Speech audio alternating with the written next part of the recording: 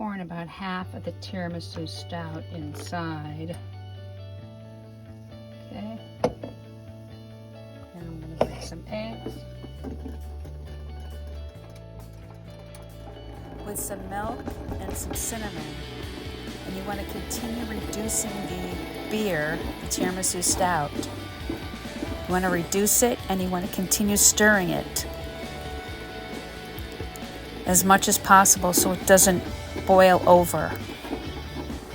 Because of the alcohol content, I chose some Sara Lee Texas toast. The only problem is that it really uses a lot of egg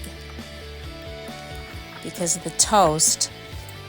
Because of the bread, it really soaks up the egg. So I had to use 4 eggs instead of 2. But that's okay. I saturated it and I made sure my skillet was nice and hot. I used some Pam, I didn't want it to stick. And I also used my favorite corn oil. I think you should brown it on both sides or cook it on both sides.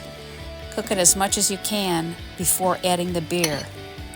Because once I started to add the beer, I couldn't tell if the French toast was cooked or not.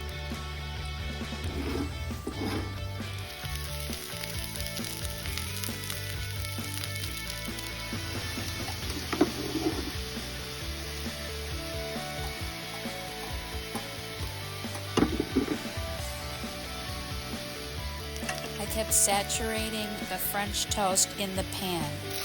Make sure that when you pour the stout in the pan, the tiramisu stout, that you take your skillet and move it side to side and cover the bottom of the pan so the stout can get onto all of the bread. Now I'm making some syrup. I use about 1/3 cup to 1/2 cup of water and I add brown sugar to it. You can also add white sugar, but in this case I only added brown sugar.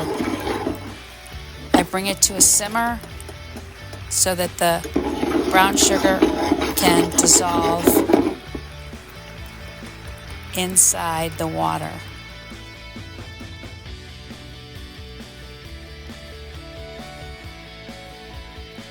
Now for the finishing touches of deliciosity. Marvelous deliciosity. So I cut some banana, I poured the homemade syrup on top. If you want, you can put some more stout on top of it, the reduced stout. But the flavor is so refreshing.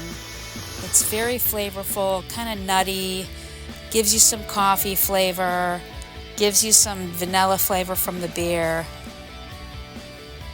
Enjoy! This is Mar.